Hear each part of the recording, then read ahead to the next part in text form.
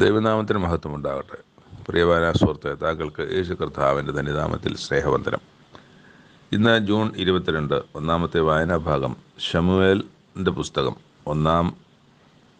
പുസ്തകത്തിൻ്റെ 1-ാം അധ്യായം.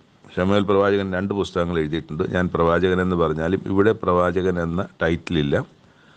The first book of Samuel എന്നേ ഉള്ളൂ. സാമുവേൽ 1-ാം പുസ്തകം എന്നേ ഉള്ളൂ. അതിൻ്റെ 2 പുസ്തകങ്ങളിൽ 1-ാമത്തെ പുസ്തകത്തിൻ്റെ ആദ്യത്തെ പുസ്തകത്തിൻ്റെ 1-ാമത്തെ അധ്യായമാണ് നമ്മൾ നോക്കുന്നത്. നമ്മളിന്ന് ശമൂവേൽ എന്നൊരു വ്യക്തിയുമായി ബന്ധപ്പെട്ട വ്യക്തിയുടെ നേതൃത്വത്തിലുള്ള അദ്ദേഹം എഴുതിയ പുസ്തകത്തിലേക്കാണ് നമ്മൾ കടക്കുന്നത്. അപ്പം നമ്മൾ ആദ്യം കണ്ടു, ഇസ്രായേൽ ജനത്തിൻ്റെ ആദ്യം നടത്തപ്പെടുന്നത് മോശയിലൂടെയാണ്. നേതാവ് മോശയാണ്. മോശയുടെ കാലശേഷം യോശുവ അവർക്ക് നേതാവായി നേതൃത്വത്തിൽ വന്നു. ശേഷം നമുക്ക് ന്യായാധിപന്മാർ, പല കാലഘട്ടത്തിൽ പല ന്യായാധിപന്മാരായി, ന്യായാധിപന്മാരുടെ നേതൃത്വത്തിലാണ് അവർ നടന്നത്. അപ്പോൾ അവർക്കൊരു ഒരു സ്ഥിരമായൊരു നേതാവ് ഈ മോശയും യോശുവയും കഴിഞ്ഞ ശേഷം ഇല്ല. അപ്പോൾ അവരോട് കാര്യങ്ങളെല്ലാം പറഞ്ഞു അവർ സ്വയം നിയന്ത്രിച്ച് സ്വയം അതിൻ്റെ കൽപ്പനയ്ക്കുള്ളിൽ നിന്നുകൊണ്ട് അവർ ജീവിക്കണമെന്നാണ് ദൈവം ഉദ്ദേശിച്ചത്. പക്ഷേ അതിൽ വ്യത്യാസമുണ്ടായപ്പോൾ ന്യായാധിപന്മാരെ എഴുന്നേൽപ്പിക്കുകയും അവരെ നേർവഴിക്ക് നടത്താനുള്ള ശ്രമമൊക്കെ ദൈവം നടത്തുകയും ചെയ്യുന്നുണ്ട്. അപ്പം ന്യായാധിപന്മാരുടെ കാലം കഴിയുന്നു. അതിന് 12 ന്യായാധിപന്മാരുടെ പേരുവിവരങ്ങൾ നമ്മൾ ന്യായാധിപ പുസ്തകത്തിൽ വായിച്ചു. അത് കഴിഞ്ഞിട്ട് ഇപ്പം നമ്മൾ ആ രൂത്തിൻ്റെ പുസ്തകം അതിനകത്തുള്ളതിനെ അത് ന്യായാധിപന്മാർ കാലത്ത് നടന്ന പുസ്തകമാണെങ്കിൽ നമ്മൾ ഇതിൻ്റെ തുടർച്ച നമ്മൾ മനസ്സിലാക്കേണ്ടത് ന്യായാധിപന്മാരുടെ പുസ്തകത്തിൻ്റെ കാലഘട്ടത്തിൻ്റെ തുടർച്ചയായിട്ട് വേണം കാണാൻ. അപ്പം ന്യായാധിപന്മാരിൽ അവസാനം സാംസൺ ആ ന്യായാധിപ അവസാനിപ്പിക്കുന്നു. ഇവിടെ ശമൂവേൽ ന്യായാധിപനായിട്ട് ജീവിച്ചു എന്ന് നമ്മൾ വായിക്കുന്നുണ്ട് പുസ്തകത്തിൽ തന്നെ. അപ്പം അവിടെയൊക്കെയും പോയി ന്യായപാലനം നടത്തി എന്ന് തന്നെ ഈ ശമൂവേൽ പ്രവാചകനെ കുറിച്ച് നമ്മൾ വായിക്കുന്നുണ്ട്. അപ്പോൾ ശമൂവേൽ പ്രവാചകൻ ഒരേ സമയം തന്നെ ന്യായാധിപനാണ്, അതുപോലെ തന്നെ ശീലോവിൽ പെട്ടകം ഉണ്ടായിരുന്ന സമയത്ത് സമാഗമന കൂടാരമൊക്കെ അവിടെ ചെല്ലുമ്പോൾ പുരോഹിതനാണ്, അതുപോലെ തന്നെ വരാനിരിക്കുന്ന കാര്യത്തെക്കുറിച്ച് പറഞ്ഞ പ്രവാചകനുമാണ്. അപ്പം ന്യായാധിപനും പുരോഹിതനും പ്രവാചകനുമായ ഒരു വ്യക്തിയായി 3 ഓഫീസുകൾ, 3 ശുശ്രൂഷകൾ ശമൂവേലിലൂടെ ദൈവം ചെയ്തെടുക്കുന്നത് നമുക്ക് കാണാം. അപ്പം പ്രവാചകന്മാരിൽ ആദ്യത്തെ പ്രവാചകനുമാണ്. ആ തരത്തിൽ നമുക്ക് ശമൂവേൽ പ്രവാചക കാലം. ഇനിയിപ്പോൾ ദൈവം ഇവരെ നടത്തുന്നത് പ്രവാചകന്മാരിലൂടെയാണ്. ഈ പുസ്തകത്തിൽ തന്നെയാണ് ആദ്യമായി ഒരു രാജാവ് ഇസ്രായേലിൽ ഉണ്ടാകുന്നതും ഇതിലാണ്. അപ്പോൾ ഇനി രാജാവിൻ്റെ നേതൃത്വത്തിൽ നടക്കുന്ന രാജ്യത്തെ ഇസ്രായേൽ ജനത്തെയും നമുക്ക് കാണാൻ കഴിയും ഈ പുസ്തകത്തിൽ. നമുക്ക് പുസ്തകത്തിലേക്ക് കടക്കാം. ഞാനൊരു ആമുഖം ഇങ്ങനെ പറഞ്ഞതാണ്. അപ്പോൾ അത് മുന്നോട്ട് പോകുന്ന സമയത്ത് പല കാര്യങ്ങളും, ഈ പറഞ്ഞ കാര്യങ്ങളൊക്കെ നമുക്ക് തെളിവായി വരും. അപ്പോൾ എഫ്രൈം മലനാട്ടിൽ എൽക്കാന എന്നൊരു പുരുഷനുണ്ടായിരുന്നു. ആ എൽക്കാന എന്ന പുരുഷന് 2 ഭാര്യമാരുണ്ടായിരുന്നു. ഒരാളുടെ പേര് ഹന്ന എന്നും മറ്റവൾക്ക് പെനീന എന്നും. പെനീനയ്ക്ക് മക്കളുണ്ടായിരുന്നു, ഹന്നയ്ക്ക് മക്കളില്ലായിരുന്നു. പക്ഷേ അതില്ലെങ്കിലും എല്ലാ വർഷവും ശീലോവിലേക്ക് തങ്ങളിരുന്ന സ്ഥലത്ത് നിന്ന് ദൈവത്തിന് യാഗം കഴിപ്പാനൊക്കെ പോകുമായിരുന്നു. അപ്പോൾ അവിടെ ഏലി എന്നൊരു പുരോഹിതനാണ് അവിടെ ഉള്ളത്. ഏലിയുടെ 2 പുത്രന്മാരെ യഹോവയ്ക്ക് പുരോഹിതന്മാരായിരുന്ന ഹൊഫ്നിയും ഫീനഹാസും അവിടെ ഉണ്ടായിരുന്നു. അപ്പം ആ ശീലോവിൽ ഉള്ള പുരോഹിതനാണ് ഞാൻ ഈ വായിച്ച ഏലിയുടെ മക്കൾ ഹൊഫ്നിയും ഫീനഹാസും. അപ്പോൾ അവിടെ ഹന്നയ്ക്ക് മക്കളില്ലാത്തത് കൊണ്ട് എല്ലാ കാര്യത്തിലും ഹന്നയ്ക്ക് എൽക്കാന ഇരട്ടി ഓഹരി കൊടുത്തു. പക്ഷേ അവളുടെ പ്രതിയോഗി എന്ന് പറയുന്ന അവളുടെ മറ്റേ സ്ത്രീ, അതായത് എൽക്കാനയുടെ മറ്റേ ഭാര്യ പെനീന, ഇവളെ ഈ മക്കളില്ലാത്തത് കൊണ്ട് അവളെ കളിയാക്കാനും കുറ്റം പറയാനും, നിനക്ക് അതുകൊണ്ടാണ് ഈ മക്കളില്ലാത്തത്, ഇതുകൊണ്ടാണ് ഈ മക്കളില്ലാത്തത് എന്നൊക്കെ പറഞ്ഞ് കുറ്റപ്പെടുത്തുന്ന കാര്യത്തെ സംബന്ധിച്ച് വിശദീകരിച്ചിട്ടല്ല പറയുന്നത്. ഇവിടെ പ്രതിയോഗി അവളെ വ്യസനിപ്പിപ്പാൻ തക്കവണ്ണം അവളെ മുഷിപ്പിച്ചു എന്നാണ് നമ്മൾ വായിക്കുന്നത്. അപ്പോൾ അതിന് ഇതൊക്കെ ആയിരിക്കാം കാരണം ഞാൻ ഉദ്ദേശിച്ച് പറഞ്ഞതാണ്. അപ്പോൾ ഈ എല്ലാ വർഷവും പോകുന്ന സമയത്തൊക്കെയും അവൾ കരയുകയും പട്ടിണി കിടക്കുകയൊക്കെ ചെയ്തു. അപ്പോൾ ഭർത്താവ് അവളോട് പറയുകയാണ്, ഹന്നെ, നീ എന്തിന് കരയുന്നു? എന്തിന് പട്ടിണി കിടക്കുന്നു? നീ എന്തിന് വ്യസനിക്കുന്നു? ഞാൻ നിനക്ക് 10 പുത്രന്മാരെക്കാളും നന്നല്ലയോ? അതെല്ലാ ഭർത്താക്കന്മാർക്കും ഉള്ള ഒരു ഉപദേശവും കൂടിയാണ്, അല്ലെങ്കിൽ എല്ലാ ഭർത്താക്കന്മാർക്കും ഉള്ള ഒരു മാതൃകയാണ് ഞാൻ ഉൾപ്പെടെ. എന്താണ് നീ നീ ഞാൻ 10 പുത്രന്മാരെക്കാൾ നിനക്ക് മെച്ചമുള്ളവനല്ലേ? ഒരു 10 പുത്രന്മാരുണ്ടെങ്കിൽ അവരെ കൊണ്ട് ലഭിക്കുന്ന ഉപകാരങ്ങളൊക്കെ എന്നിൽ നിന്ന് നിനക്ക് ലഭിക്കുന്നില്ലേ എന്നും പറയുന്നുണ്ട്. അവർ ശീലോയിൽ വെച്ച് തിന്നുകയും കുടിക്കുകയും ചെയ്ത ശേഷം ഹന്ന എഴുന്നേറ്റ് പോയി പുരോഹിതനെ ഏലി യഹോവയുടെ മന്ദിരത്തിൽ വാതിൽക്കൽ ആസനത്തിലിരിക്കുകയായിരുന്നു. അവൾ മനോവ്യസനത്തോടുകൂടി യഹോവയിൽ പ്രാർത്ഥിച്ച് കരഞ്ഞു.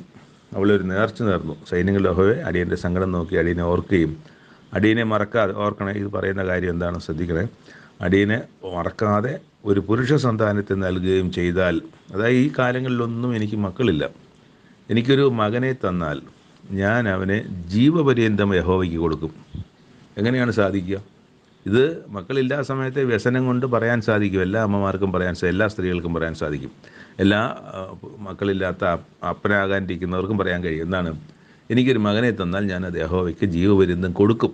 പക്ഷേ മകനെ കിട്ടിക്കഴിഞ്ഞാൽ പിന്നെ മകനുമായിട്ട് താലുവലിക്കലും മകനെ കൊണ്ടു നടക്കലും മകനുമായിട്ടുള്ള സ്നേഹബന്ധത്തിലും പിന്നെ അത് ഇല്ലാതിരുന്ന കാലത്താണ് അങ്ങനെ പറയുന്നത്. പക്ഷേ കിട്ടിക്കഴിഞ്ഞാൽ അങ്ങനെ ചെയ്യുക എന്നുള്ളത് ബുദ്ധിമുട്ട കാര്യമാണ്. അവൻ്റെ തലയിൽ ക്ഷൗരക്കത്തി തൊടുകയുമില്ല എന്ന് ഒരു ദൈവത്തോടൊരു സത്യം ചെയ്യുകയാണ് ഹന്ന ഇവിടെ. അപ്പോൾ അവളിങ്ങനെ പ്രാർത്ഥിച്ചുകൊണ്ട് ദൈവസന്നിധിയിലിരിക്കുമ്പം ഏലി അവളുടെ വായിലേക്ക് നോക്കിയപ്പം വായി ഇങ്ങനെ അനങ്ങുന്നതല്ലാതെ ശബ്ദം കേൾക്കുന്നില്ല. അപ്പോൾ ഈ മദ്യപിച്ചൊക്കെ ഇരിക്കുന്നവർ ഇങ്ങനെയൊക്കെ പറയുന്നത് ഏലി കണ്ടിട്ടുള്ളതുകൊണ്ട് അവളോട് ചോദിച്ചു, നീ എത്രത്തോളം ലഹരി പിടിച്ചിരിക്കും എന്ന്, നിൻ്റെ വീഞ്ഞിറങ്ങട്ടെ എന്ന് പറഞ്ഞു. അതിന് എന്നാ ഉത്തരം പറഞ്ഞു, അങ്ങനെയല്ല യജമാനെ, ഞാൻ മനോവ്യസനമുള്ള ഒരു സ്ത്രീ, ഞാൻ വീഞ്ഞോ മദ്യമോ കുടിച്ചിട്ടില്ല. യഹോവയുടെ സന്നിധിയിൽ എൻ്റെ ഹൃദയം പകരുകയത്രേ ചെയ്ത്. അടിയനെ നീ നീചസ്ത്രീയായി വിചാരിക്കരുത്. അടിയൻ സങ്കടത്തിൻ്റെയും വ്യസനത്തിൻ്റെയും ആധിക്യം കൊണ്ടാകുന്നു സംസാരിച്ചത്. അപ്പോൾ ഏലി പറഞ്ഞു, നീ സമാധാനത്തോടെ പോയിക്കൊള്ളുക. ഇസ്രായേൽ ദൈവത്തോട് നീ അപേക്ഷിച്ച അപേക്ഷ അവൻ നിനക്ക് നൽകുമാറാകട്ടെ എന്ന് ഉത്തരം പറഞ്ഞു. അങ്ങനെ അവൾ അവിടുന്ന് സമാധാനത്തോടെ പോകുന്നതാണ് നമ്മൾ കാണിക്കുന്ന. ആഹാരമൊക്കെ കഴിച്ച് സമാധാനത്തോടെ പോയി. പിന്നെ അവളുടെ മുഖം വാടിയതുമില്ല. 2 കാര്യങ്ങൾ. ഒന്ന്, അവളുടെ ഹൃദയം നന്നായി ദൈവത്തിൻ്റെ മുമ്പിൽ തൂകി, അല്ലെങ്കിൽ പകർന്നു, ഒഴിച്ചു അല്ലേ. അപ്പോൾ ദൈവത്തിൻ്റെ കാര്യങ്ങളിലേക്ക് പൂർണ്ണമായി സമർപ്പിച്ച് കഴിഞ്ഞാൽ ഇനി ദൈവം നോക്കിക്കൊള്ളും എന്നൊരു കാര്യം വന്നു കഴിഞ്ഞാൽ പിന്നെ അതിന്മേൽ വ്യസനിക്കുകയോ ചിന്തിക്കുകയോ ഭാരപ്പെടുകയോ ചെയ്യാതിരിക്കും നോർമലി. അങ്ങനെ യഥാർത്ഥത്തിൽ അത് സംഭവിച്ചാൽ അങ്ങനെയാണ് നമ്മൾ ചെയ്യേണ്ടത്. അത് ഒരു നിർബന്ധത്തിലോ ബോധപൂർവ്വമോ ചെയ്യുന്നതല്ല. സ്വാഭാവികമായി ഒരു മനുഷ്യൻ ഹൃദയത്തിൽ എല്ലാ കാര്യങ്ങളും ദൈവത്തെ ഏൽപ്പിച്ചു കഴിഞ്ഞാൽ പിന്നെ അതിനകത്ത് ഭാരപ്പെടുകയില്ല, ഭാരപ്പെടേണ്ട ആവശ്യമില്ല, ഭാരപ്പെടുന്ന ഒരു സ്വഭാവത്തിലേക്ക് വരികയുമില്ല. കാരണം ഞാൻ ദൈവത്തെ ഏൽപ്പിച്ചാണല്ലോ. മാത്രമല്ല ഏലി പുരോഹിതൻ ഇവിടെ അവളോട് നീ നിൻ്റെ കഴിച്ച പ്രാർത്ഥന നിനക്ക് ദൈവം നൽകപ്പെടുമാറാകട്ടെ എന്ന് അനുഗ്രഹ വാക്കുകളും ഇവിടെ കേട്ടു. അതുകൊണ്ട് അവൾ സമാധാനത്തോടെ പോയി. പിന്നെ അവൾ മുഖം വാടിയതുമില്ല എന്നാണ് നമ്മൾ കാണുന്നത്. അനുദിനം അവർ അധികാലത്ത് എഴുന്നേറ്റ് യഹോവയുടെ സന്നിധിയിൽ നമസ്കരിച്ച ശേഷം രാമയിലാണ് അവർ തങ്ങളുടെ വീട്ടിലേക്ക്. ഇപ്പോൾ രാമയിലാണ് ഈ എൽക്കാനായും ഭാര്യമാരും ജീവിക്കുന്നത്. അപ്പോൾ പിന്നെ നമ്മൾ കാണുന്ന ഒരു വർഷം കഴിഞ്ഞപ്പോൾ ദൈവം അവളെ ഓർത്തു. അവൾക്ക് ഒരാണ്ട് കഴിച്ചൊരു ഹന്ന ഗർഭം ധരിച്ചു, ഒരു മകനെ പ്രസവിച്ചു. ഞാൻ യഹോവയുടെ അപേക്ഷിച്ച് വാങ്ങി എന്ന് പറഞ്ഞ് ശമൂവേൽ എന്ന് പേരിട്ടു. ശമൂവേൽ എന്ന വാക്കിൻ്റെ അർത്ഥമാണ് ഇവിടെ നമ്മൾ കണ്ടത്. ഞാൻ ദൈവത്തോട് ചോദിച്ചു വാങ്ങി, അല്ലെങ്കിൽ അപേക്ഷിച്ച് വാങ്ങി ദൈവത്തോട്. അതാണ് ശമൂവേൽ എന്ന വാക്കിൻ്റെ അർത്ഥം. അപ്പോൾ ഈ നമ്മുടെ പുസ്തകത്തിൽ ഈ ബൈബിളിൽ കാണുന്ന എല്ലാ പേരുകൾക്കും അർത്ഥമുണ്ട്. അത് ഈ മുസ്ലിം പേരുകൾക്കായാലും ഇസ്ലാം പേരുകൾക്കായാലും ഇതെല്ലാം അവിടെ ഇതെല്ലാം ഒരിടത്തു നിന്നല്ലേ, അബ്രഹാമിൽ നിന്നല്ലേ വരുന്നത്. അപ്പോൾ അതുകൊണ്ട് തന്നെ ആ പേരുകൾക്ക് അർത്ഥമുണ്ട്. നമ്മളിവിടെ ഇടുന്ന പേരുകൾ പോലെയൊന്നുമല്ല, ആ പേരുകൾക്കൊക്കെയും അർത്ഥമുണ്ട്. അതുപോലെ ഈ ശമൂവേൽ എന്ന പേരിനും അർത്ഥമുണ്ട്. പിന്നെ എൽക്കാന തൻ്റെ കുടുംബമൊക്കെ യഹോവയ്ക്ക് വർഷാന്തര യാഗവും നേർച്ചയും കഴിപ്പാൻ പോയി. എന്നാൽ ഹന്ന കൂടെ പോയില്ല.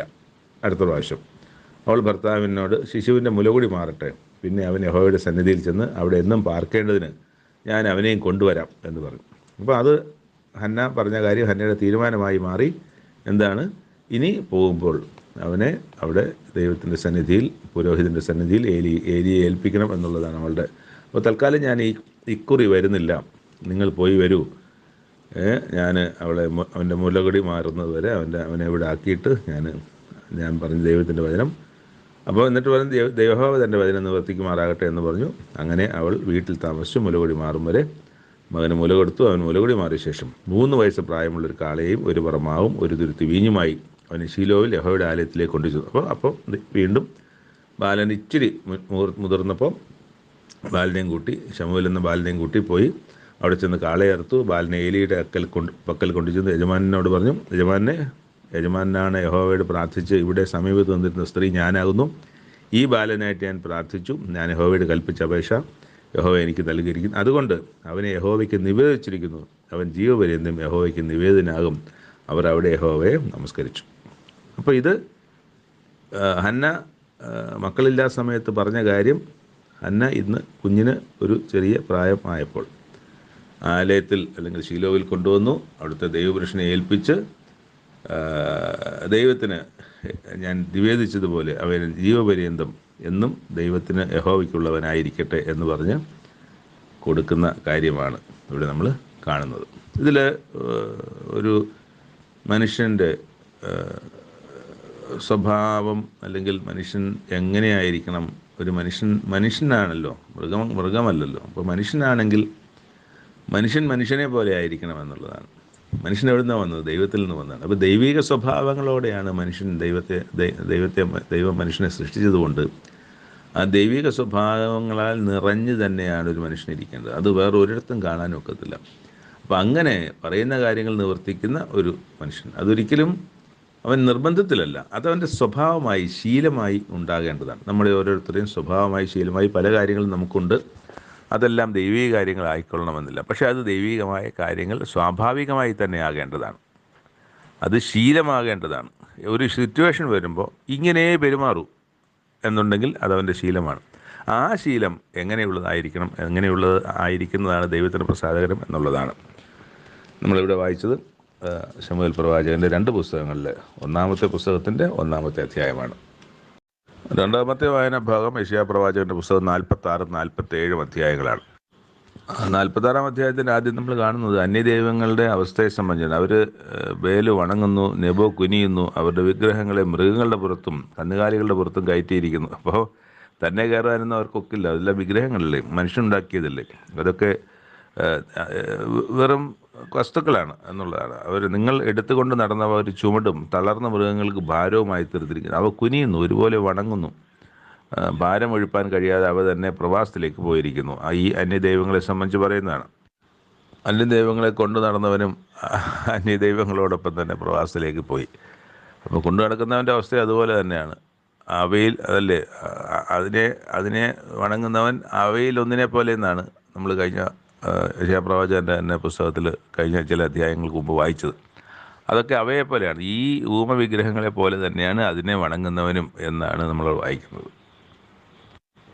താഴെ വീണ്ടും ദൈവം കഴിഞ്ഞ ദിവസം പറഞ്ഞ കാര്യങ്ങൾ ഇവിടെ വീണ്ടും പറയുന്നുണ്ട്.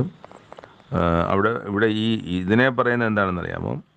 അവർ സഞ്ചിയിൽ നിന്ന് പൊന്ന് കുടഞ്ഞിടുന്നു, തുലാസിൽ വെള്ളി തൂക്കുന്നു, തട്ടാനെ കൂലിക്ക് വയ്ക്കുന്നു, അതുകൊണ്ട് അവനൊരു ദേവനെ ഉണ്ടാക്കുന്നു, എന്നിട്ട് അവർ സാഷ്ടാംഗം വേണ്ടി നമസ്കരിക്കുന്നു. അവനതിനെ തോളിലെടുത്തു കൊണ്ടുപോയി അതിൻ്റെ സ്ഥലത്ത് നിർത്തുന്നു. അത് തൻ്റെ സ്ഥലത്ത് നിന്ന് മാറാതെ നിൽക്കുന്നു. അതിനോട് നിലവിളിച്ചാൽ അത് ഉത്തരം പറയുന്നില്ല, കഷ്ടത്തിൽ നിന്ന് രക്ഷിക്കുന്നതുമില്ല. ഇതോർത്ത് സ്ഥിരത കാണിപ്പിൻ, ദ്രോഹികളെ ഇത് മനസ്സിലാക്കുവിൻ, പണ്ടുള്ള പൂർവ്വകാര്യങ്ങളെ ഓർത്തുകൊള്ളുവിൻ. എന്തെല്ലാം കാര്യങ്ങൾ ദൈവമായിട്ടുള്ള ബന്ധത്തിൽ ഇതിൻ്റെയൊക്കെ പുറകെ എൻ്റെ അനുഭവിച്ചതിൻ്റെ കണക്കുകളും കാര്യങ്ങളും എഴുത്തും എല്ലാം നിങ്ങളുടെ മുമ്പിൽ എഴുതപ്പെട്ട് കിടപ്പുണ്ട്. നിങ്ങളത് ഓർക്കുവിൻ, നിങ്ങളത് മനസ്സിലാക്കുവിൻ. ഞാനല്ലാതെ വേറൊരു ദൈവമില്ല, ഞാൻ തന്നെ ദൈവം, എന്നെപ്പോലെ ഒരുത്തനുമില്ല. ആരംഭത്തെങ്കിൽ തന്നെ അവസാനവും പൂർവ്വകാലത്ത് തന്നെ മേലാൽ സംഭവിക്കാനുള്ളത് ഞാൻ പ്രസ്താവിച്ചിട്ടുണ്ട്. നിങ്ങളുടെ മുമ്പിൽ അതുണ്ട്. എൻ്റെ ആലോചന നിവൃത്തിയായ ഒരുപാട് കാര്യങ്ങൾ നിങ്ങളുടെ മുമ്പിൽ സംഭവിച്ചിട്ടുണ്ട്. എന്നിട്ട് നിങ്ങൾ ഈ പറഞ്ഞ തെറ്റായ കാര്യങ്ങളിലേക്ക് പോകും. ഞാൻ എൻ്റെ താല്പര്യമൊക്കെയും അനുഷ്ഠിക്കും എന്ന് ഞാൻ പറയുന്നു. ഇത് ദൈവത്തിൻ്റെ സ്വഭാവത്തെ ദൈവം അവിടെ പറയുകയാണ്. എന്നിട്ട് അവസാനം പറയുകയാണ്, ഞാൻ എൻ്റെ നീതിയെ അടുത്ത് വരുത്തിയിരിക്കുന്നു, അത് ദൂരമായിരിക്കുന്നില്ല. എൻ്റെ രക്ഷ താമസിക്കുകയുമില്ല. ഞാൻ സിയോനിൽ നിന്ന് രക്ഷയും ഇസ്രായേലിന് എൻ്റെ മഹത്വവും നൽകും എന്നാണ്. അപ്പോൾ അതാണ് അവിടെ പറഞ്ഞത്. ഇനി 47-ാം അധ്യായത്തിൽ ബാബേൽ പുത്രിയായ കന്യകയെ ഇറങ്ങി പൊടിയിലിരിക്കുക, കൽദയ പുത്രി സിംഹാസനം കൂടാതെ നിലത്തിരിക്കുക, നിന്നെ ഇനി തന്വങ്കി എന്നും സുഭോഗഭോഗിനി എന്നും വിളിക്കുകയില്ല. അപ്പോൾ വലിയ പ്രതാപത്തിലിരുന്ന ഒരു രാജ്യത്തെ സംബന്ധിച്ച് ആ രാജ്യം ഒരിക്കൽ ഇനി വരാനിരിക്കുന്ന കാലത്ത്, അതായത് യെശയ്യാ പ്രവാചകൻ എഴുതിയ കാലത്ത്, അത് വരാനിരിക്കുന്ന കാലത്താണ്. അന്ന് ഈ ഇസ്രായേൽ മക്കളെ 70 സംവത്സരത്തേക്ക് പ്രവാസത്തിലേക്ക് കൊണ്ടുപോയി അവരെ കീഴ്പ്പെടുത്തി ഭരിക്കുകയും ഒക്കെ ചെയ്ത ഒരു രാജാവല്ല. നെബൂഖദ്നേസർ 1 ആയിരിക്കില്ല, നെബൂഖദ്നേസർ 1, നെബൂഖദ്നേസർ 2, അങ്ങനെ വേറെ രാജാക്കന്മാർ, ഒരു രാജാവില്ലല്ലോ, വീണ്ടും പുതിയ രാജാവൊക്കെ വന്നിട്ടുണ്ട്. അപ്പോൾ ആ രാജാക്കന്മാരൊക്കെ വരുമ്പോഴും അവർ കൽദയ രാജാക്കന്മാരാണ്.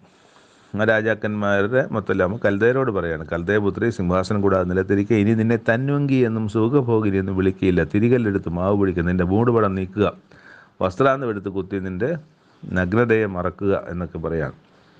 അപ്പോൾ ഇത് എന്നിട്ട് താഴോട്ട് കൽദയപുത്രി മിണ്ടാതിരിക്കുക, ഇരട്ടത്ത് പോകുക, ഇനി നിന്നെ രാജ്യങ്ങളുടെ തമ്പുരാട്ടി എന്ന് വിളിക്കുക. അങ്ങനെ ഒരു കാലമുണ്ടായിരുന്നു. അങ്ങനത്തെ കാലമാണ്. ആ സമയത്താണ് അവർ ഇസ്രായേലിൽ വരുന്നതും ദൈവത്തിൻ്റെ കൽപ്പന പ്രകാരം ദൈവം അവരെ കൂട്ടി വരുത്തുകയും ഇസ്രായേലിന് ശിക്ഷ കൊടുക്കാൻ തക്കണം അവരെ. പക്ഷേ അവരുടെ കാലം കഴിയും. അവർ ഈ പറഞ്ഞതുപോലെ ആയാൽ മാത്രമേ അവർക്ക് ഇസ്രായേലിന് അവിടുന്ന് ഒരു മോചനമുള്ളൂ, അല്ലെങ്കിൽ യഹൂദയ്ക്ക് അവിടുന്ന് ഒരു മോചനമുള്ളൂ. ഇനി രാജ്യങ്ങളുടെ തമ്പുരാട്ടി എന്ന് നിന്നെ വിളിക്കൽ, ഞാൻ എൻ്റെ ജനത്തോട് ക്രുദ്ധിച്ചു, എൻ്റെ അവകാശത്തെ അശുദ്ധമാക്കി അവരെ നിൻ്റെ കയ്യിൽ ഏൽപ്പിച്ചു തന്നു. അതിനെ വേണ്ടിയിട്ടാണ് അവരെ കൊണ്ടുവന്നു. നീ അവരോട് കനിവ് കാണിക്കാതെ വൃദ്ധന്മാരുടെ മേൽ പോലും നിൻ്റെ ഭാരമുള്ള നുകം വെച്ചിരിക്കുന്നു. ഞാൻ എന്നേക്കും തമ്പുരാട്ടിയായിരിക്കുമെന്ന് നീ പറഞ്ഞ് അത് കൂട്ടാക്കാതെയും അതിൻ്റെ അവസാനം ഓർക്കാതെയും ഇരിക്കുന്നു. നിനക്കത് മനസ്സിലാകുന്നില്ല.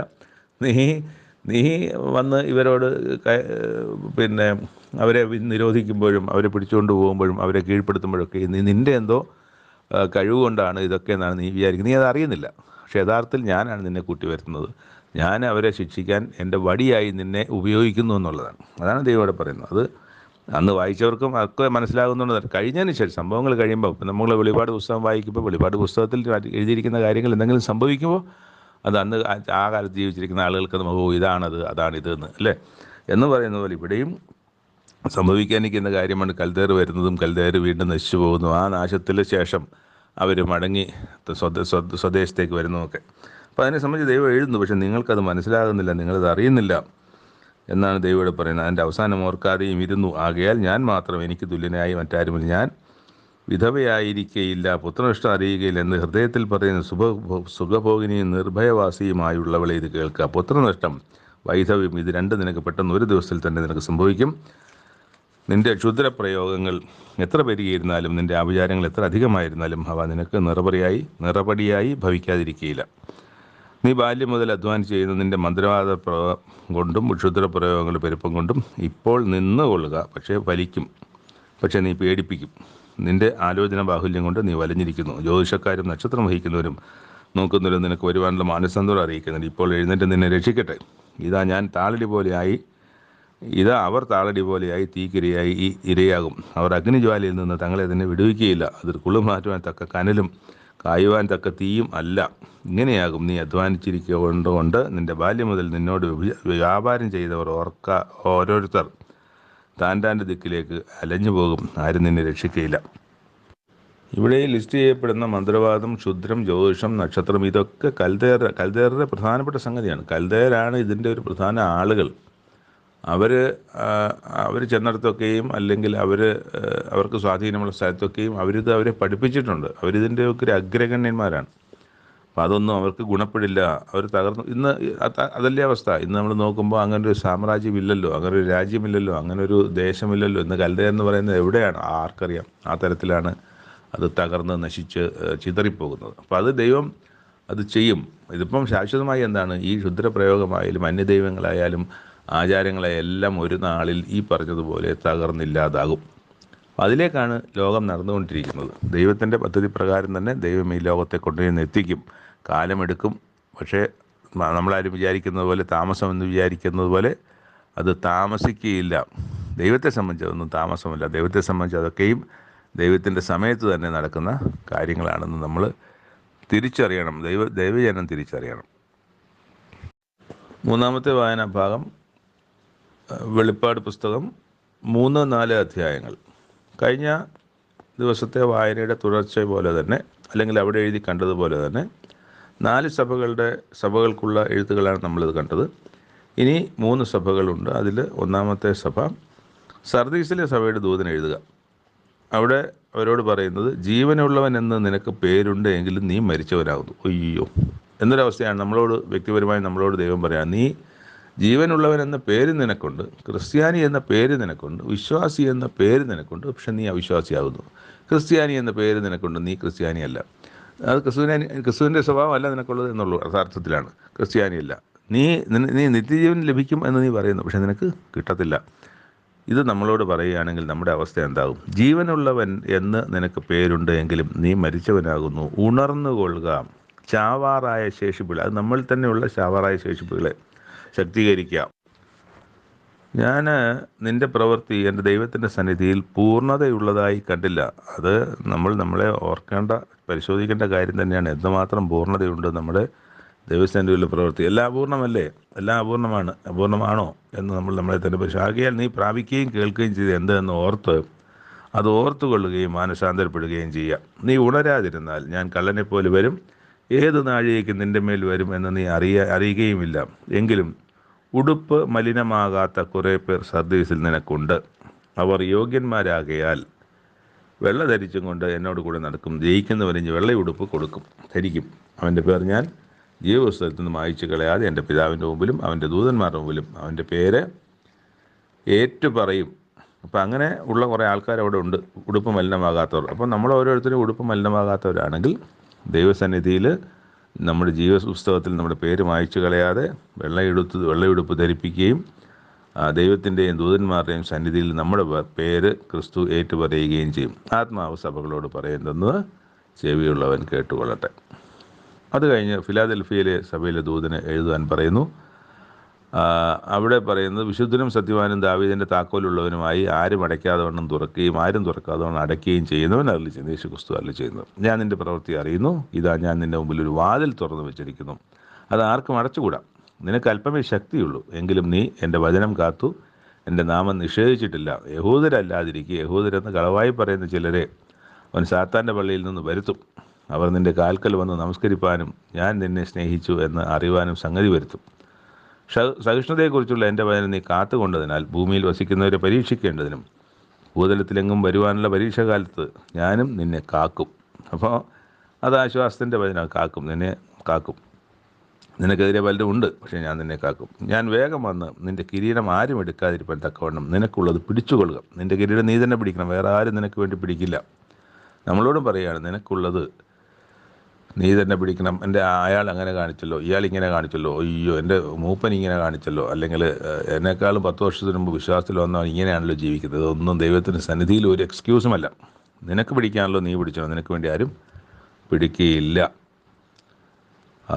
ജയിക്കുന്നവനെ ഞാൻ എൻ്റെ ദൈവത്തിൻ്റെ ആലയത്തിൽ തൂണാക്കും. അപ്പോൾ ഓരോ കാര്യത്തിൽ ഓരോ സഭയ്ക്ക് എഴുതുന്ന കത്തിൻ്റെ അവസാനമൊക്കെ എന്താ എഴുതിയിരിക്കുന്നത് നമ്മൾ വായിച്ചല്ലോ. ഇവിടെ എഴുതിയിരിക്കുന്നതാണ്, ജയിക്കുന്നവനെ ഞാൻ എൻ്റെ തൂലം. അപ്പോൾ ജയിക്കുന്നവർക്ക് പലതര കാര്യങ്ങൾ കൊണ്ട് വെള്ളക്കല്ല് കൊടുക്കും. ആരും അവൻ മാത്രം, അതായത് പേര് ലഭിക്കുന്നവന് മാത്രം അറിയാത്ത പുതിയ പേര് കൊടുക്കും എന്നൊക്കെ നമ്മൾ വായിക്കും. ഇവിടെ കാണുന്നത് അത് ജയിക്കുന്നവന് ഞാൻ എൻ്റെ ദൈവത്തിൻ്റെ ആലയത്തിൽ തൂണാക്കും, അവനൊരിക്കലും അവിടെ നിന്ന് പോവുകയില്ല. എൻ്റെ ദൈവത്തിൻ്റെ നാമവും എൻ്റെ ദൈവത്തിൻ്റെ പക്കൽ നിന്ന് യെരൂശലേമിൽ നിന്ന് തന്നെ ഇറങ്ങുന്ന പുതിയ യെരൂശലേം എന്ന ദൈവത്തിൻ്റെ നഗരത്തിൻ്റെ നാമവും എൻ്റെ പുതിയ നാമവും ഞാൻ അവൻ്റെ മേലെഴുതും.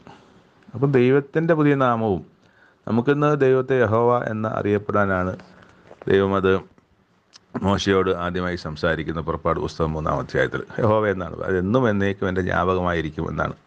അപ്പോൾ ആ ജ്ഞാപകമായിരിക്കുന്ന ആ പേരിനെ സംബന്ധിച്ച് ഇവിടെ ചിലപ്പോൾ ഈ പറയുന്നത് പോലെ ദൈവത്തിൻ്റെ പേര് എന്താണെന്ന് നമുക്കിന്ന് ദൈവം അറിയിക്കപ്പെട്ടതുപോലെ നമുക്കറിയാവും. അപ്പോൾ അവിടെ പറയുന്നത്, ആ ദൈവത്തിൻ്റെ നഗരത്തിൻ്റെ നാമവും എൻ്റെ പുതിയ നാമവും ഞാൻ അവൻ്റെ മേലെ എഴുതും. അപ്പോൾ ഈ നാമം എന്ന് പറയുന്നത് യേശുക്രിസ്തുവിൻ്റെ നാമമാകാം, പുതിയ നാമമാകാം, ദൈവത്തിൻ്റെ യഥാർത്ഥ നാമം എന്താണെന്ന് അറിയിക്കപ്പെടുന്നതാകാം. എന്തായാലും അത് ഉണ്ടാകും എന്ന് തന്നെയാണ് എഴുതിയിരിക്കുന്നത്. അത് അടുത്തത് ലവദോക്യ സഭയിലെ ദൂതന് എഴുതാൻ പറയുന്നുണ്ട്. അവിടെ എഴുതുന്നുണ്ട്, വിശ്വസ്തനും സത്യവാനുമായ സാക്ഷിയായി ദൈവസൃഷ്ടിയുടെ ആരംഭമായ ആമേൻ എന്നുള്ളവൻ അരുളി ചെയ്യുന്നത്, ഞാൻ നിൻ്റെ പ്രവൃത്തി അറിയുന്നു. ഇനി ഉഷ്ടവാനുമല്ല ശീതവാനുമല്ല. ഉഷ്ടവാനോ ശീതവാനോ ആയിരുന്നുവെങ്കിൽ കൊള്ളാമായിരുന്നു. അപ്പോൾ അങ്ങനെയാണ് മനുഷ്യന് ഉണ്ടാകേണ്ട സ്വഭാവം, വിശ്വാസിക്ക് ഉണ്ടാകേണ്ട സ്വഭാവം. നീ ശീതവാനായിരിക്കണം, അല്ലെങ്കിൽ ഉഷ്ടവാനായിരിക്കണം. ശീതോഷ്ണവാനാകിയാൽ ഞാൻ എന്നെ നിൻ്റെ വായിൽ നിന്ന് ഉമിണ്ണുകളെയും തുപ്പിക്കളയും. ഞാൻ ധനവാൻ, ഞാൻ സമ്പന്നനായിരിക്കുന്നു, എനിക്കൊന്നിനും മുട്ടില്ല എന്ന് പറഞ്ഞുകൊണ്ട് നീ നിർഭാഗ്യനും അരിഷ്ടനും ദരിദ്രനും കുരുടനും നഗ്നനും എന്ന് അറിയാതിരിക്കയാൽ നീ സമ്പന്നനാകേണ്ടതിന് തീയിൽ ഊതിക്കഴിച്ച പൊന്നും നിൻ്റെ നഗ്നതയുടെ ലജ്ജ വെളിവാകാതെ വണ്ണം തയ്ക്കേണ്ടതിന് വെള്ളയുടുപ്പ് നിനക്ക് കാഴ്ച ലഭിക്കേണ്ടതിന് കണ്ണിലെഴുതുവാൻ ലേവനവും എന്നോട് വിലയ്ക്ക് വാങ്ങുവാൻ ഞാൻ നിന്നോട് ബുദ്ധി പറയുന്നു. അപ്പം ഞാൻ പറയുന്നത് ഞാൻ ധനമാണ്, ഒന്നിനൊരു കുറവില്ല എന്ന് പറയുമ്പോൾ അങ്ങനെ പറയുന്ന നീ യഥാർത്ഥത്തിൽ നിർഭാഗ്യവാനാണ്, അരിഷ്ടനാണ്, ദരിദ്രനാണ്, കുരുടനാണ്, നഗ്നനാണ്. പക്ഷേ നീ അത് അറിയുന്നില്ല എന്നുള്ളതാണ്. പിന്നെ നീ സമ്പത്തിലാണ് നീ ആശ്രയിക്കുന്നത്. സമ്പത്തിൽ ആശ്രയിക്കുന്നതിൻ്റെ അവസ്ഥയെക്കുറിച്ചാണ് അവിടെ പറയുന്നത്.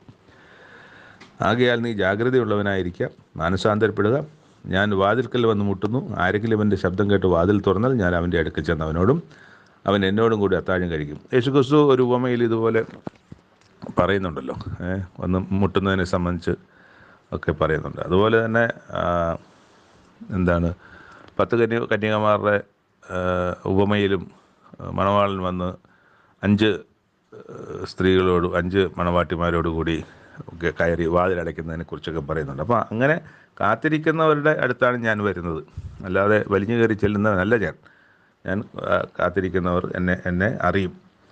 ആകയാൽ നീ ജാഗ്രതയുള്ളവനായിരിക്കുക, മാനസാന്തരപ്പെടുക. ഞാൻ വാതിൽക്കൽ മുട്ടുന്നു, ആരെങ്കിലും എൻ്റെ ശബ്ദം കേട്ട് വാതിൽ തുറന്നാൽ ഞാൻ അവൻ്റെ അടുക്കൽ ചെന്ന് അവനോടും അവൻ എന്നോടും കൂടി അത്താഴം കഴിക്കും. ജയിക്കുന്നവന് ഞാൻ എന്നോടുകൂടി എൻ്റെ സിംഹാസനത്തിൽ ഇരിപ്പാൻ വരം നൽകും. ഞാനും ജയിച്ച എൻ്റെ പിതാവിനോടുകൂടി അവൻ്റെ സിംഹാസനത്തിൽ ഇരുന്നത് പോലെ, ഞാൻ ജയിച്ചതുകൊണ്ട് പിതാവിൻ്റെ സിംഹാസനത്തിൽ ഞാനും ഇരിക്കുന്നു. അതുപോലെ ഞാൻ ഇരിക്കുന്ന സിംഹാസനത്തിൽ നിങ്ങളും ഇരിക്കും. അതിന് നിങ്ങൾ ഞാൻ ജീവിച്ചതുപോലെ ജയിക്കണം എന്നാണ് പറയുന്നത്. ആത്മാവ് സഭകളോട് പറയുന്നതെന്ന് ചെവിയുള്ളവൻ കേൾക്കട്ടെ. അവസാനം പിന്നെ നമ്മൾ കാണുന്ന കുറച്ച് കാഴ്ചകളാണ് ഇവിടെ 4-ാം അധ്യായത്തിൽ. അനന്തരം സ്വർഗത്തിലൊരു വാതിൽ തുറന്നിരിക്കുന്നത് ഞാൻ കണ്ടു. അപ്പോൾ ഇവിടെ ഇതെല്ലാം ദൂതൻ പറഞ്ഞു കൊടുക്കുന്നുണ്ട്. ഇന്ന കാര്യങ്ങൾ എഴുതി അതാത് സഭകൾക്ക് എഴുതി അയക്കാൻ പറയുന്നുണ്ട്. അതെല്ലാം എഴുത്ത് കഴിഞ്ഞു. ഇനിയുള്ള കാഴ്ച അല്ലെങ്കിൽ പറയുന്നത്, സ്വർഗത്തിൽ ഒരു വാതിൽ തുറന്നിരിക്കുന്നത് ഞാൻ കണ്ടു.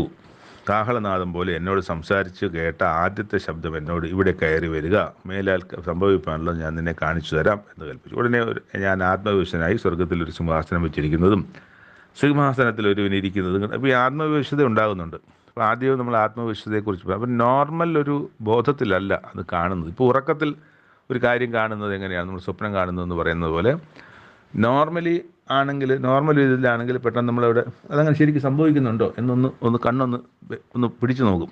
എന്നിട്ട് തിരിഞ്ഞ് അപ്പുറം ഇപ്പുറം നോക്കും, ശരിക്കും എൻ്റെ ചുറ്റുപാട് നടക്കുന്ന കാര്യമാണോ എന്ന് നോക്കും. അത് ഈ ആത്മവിശ്വാസത കൊടുത്തുകൊണ്ട് മാത്രമേ അതിൻ്റെ ഒരു കോൺസെൻട്രേഷൻ മറ്റു കാര്യങ്ങളൊക്കെ കൃത്യമായി അതിൽ തന്നെ ശ്രദ്ധിച്ചിരിക്കുന്ന ഒരവസ്ഥ വരുള്ളൂ. മറ്റേ ഡിസ്ട്രാക്ഷൻസ് ഉണ്ടാവും.